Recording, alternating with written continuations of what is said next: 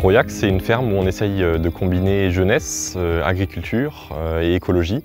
On a une partie agricole avec des vergers de myrtilles, de petits fruits rouges, mais aussi une partie d'agroforesterie avec des arbres fruitiers et puis des entrecultures de céréales ou de foin.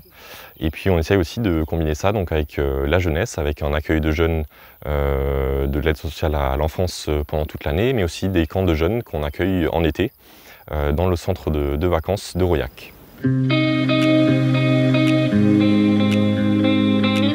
a planté le premier verger de petits fruits rouges en 2012.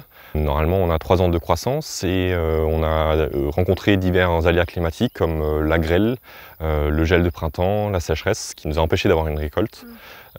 Chaque année, ça fait seulement 2 ou 3 ans qu'on a une petite récolte. On a beaucoup de sécheresse, on manque d'eau et même après l'hiver, normalement les lacs sont remplis, mais cette année par exemple, on manque déjà d'eau en juin.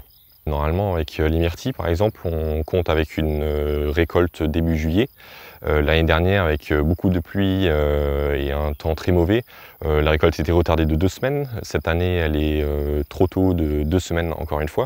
Donc les variations sont très fluctuantes et parfois un peu imprévisibles, notamment cette année avec un mois de mai très chaud, qui est très inhabituel pour une saison de printemps.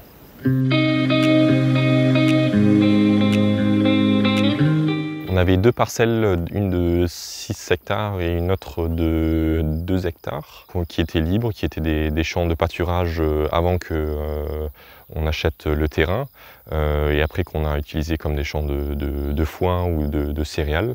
On voulait plus les valoriser et puis également augmenter un peu nos arbres fruitiers.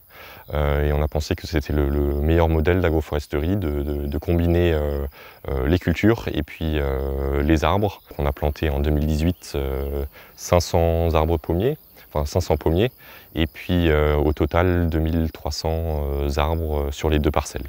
Sur le projet d'agroforesterie, on a une forte implication de la jeunesse. Tout d'abord lors de la plantation, il y a eu beaucoup d'aides de différents groupes de jeunes, notamment du lycée, mais également des woofers ou des stagiaires qui venaient à Royac pour aider à la plantation et pour aider dans les jardins.